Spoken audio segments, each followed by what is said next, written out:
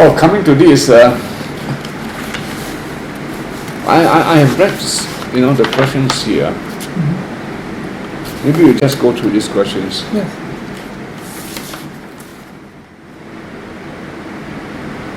There are no sacred places where you can't use for buildings. And cemetery is a very good place to build because you don't have to resettle the people at all. Whereas in villages and all this, you have to resettle the people.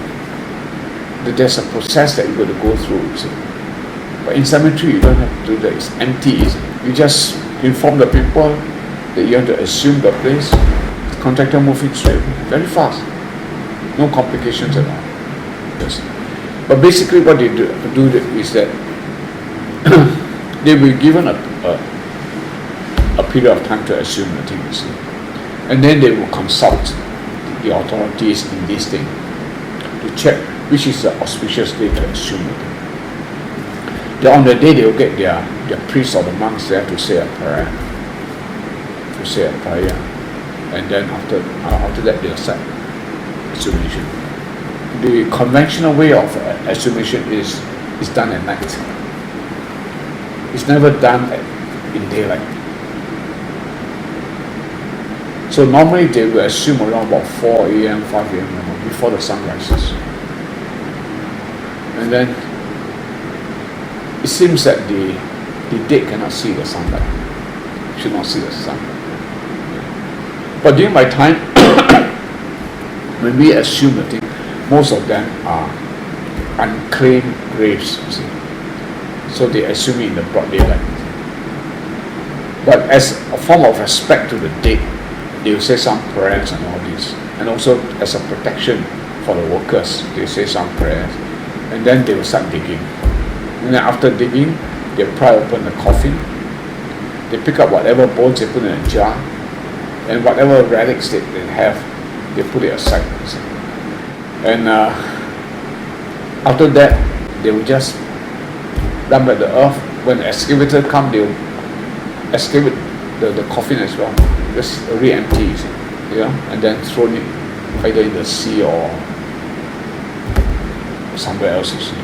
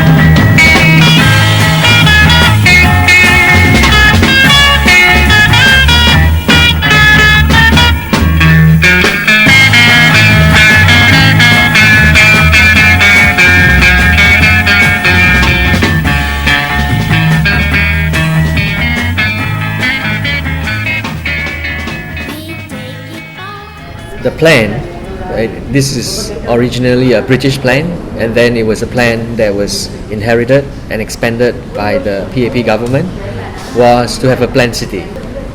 So under this plan, people should be moved out of the Chinatown area because it was too congested, too dirty, and they should be moved to new towns and estates outside the city. So this is the British idea of new towns. So the key is the kampongs. The urban kampongs, they are all located just outside the Chinatown area. They are not inside Chinatown, they are just outside, like Bukit Ho Swee. So you have to remove them. Once you remove them, you can build public housing there, and you can move the people from Chinatown to just outside the city. So how do you remove the kampongs? You can't, because there are thousands of people in a kampong, and in the 1950s they were all organized and politicized by actually associations linked to the PAP. So you can't. So my study was about a fire, because if one of those kampongs burn down, then you have a fire site which is cleared by the fire, and you can acquire the fire site and build public housing on it. Right. Once you build public housing there, you can move the fire victims back, but you have leftover flats because they are multi-story. So for example, in Bukit Ho Swee, the number of fire victims was about 16,000, but eventually in 5 years time after the fire, it had about housing for 70,000 people. So you could still have 55,000 people live there. So where to get these people? From other kampongs. So you can begin to clear other kampongs. So it begins a chain reaction that allows the PAP to build public housing just outside the city. And once you do that, you can actually clear Chinatown itself. And so how was HDB life different than life in the kampong? All totally different. In countryside, the life very simple life, not so complicated. Only you need a lot of energy. You need to go and do farming, rear chicken, rear pig, pork, rear pig. Right? All HDB you are now do supermarket. You say HDB, your expenditure is very high.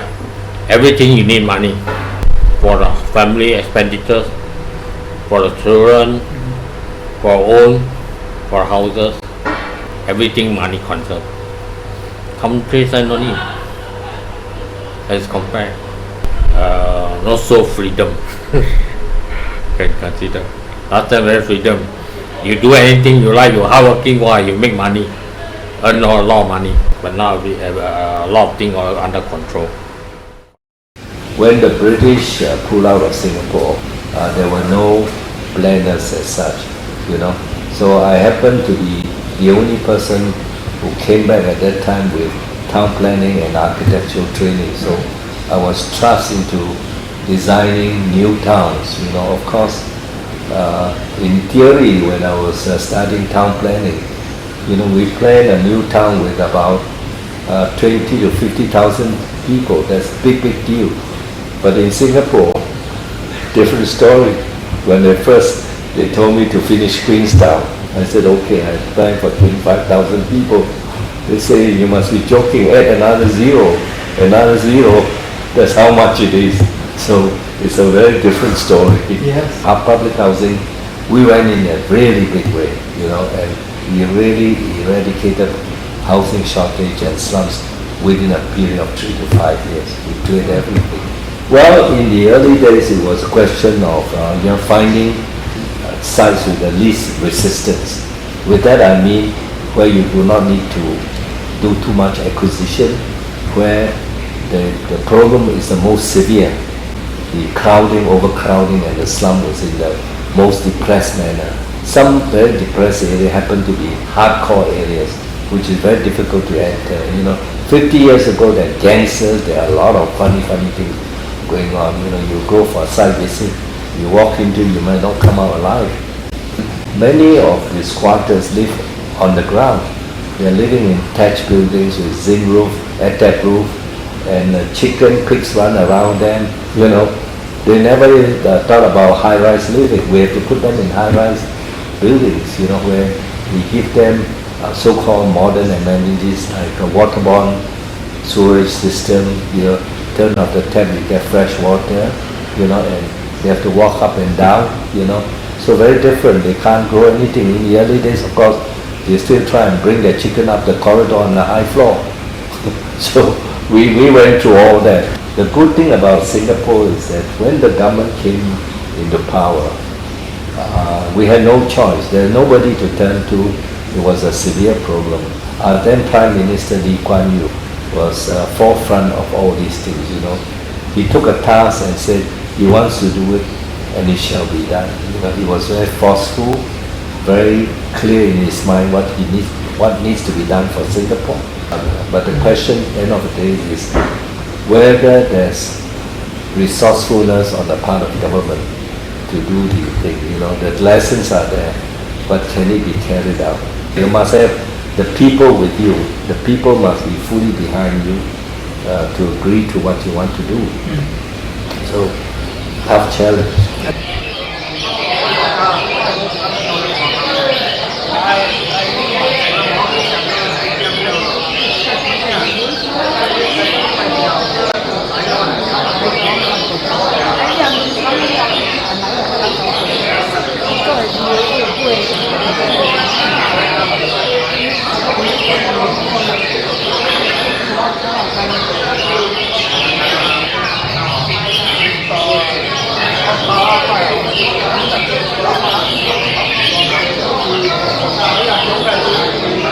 cho kênh Ghiền Mì Gõ để không bỏ lỡ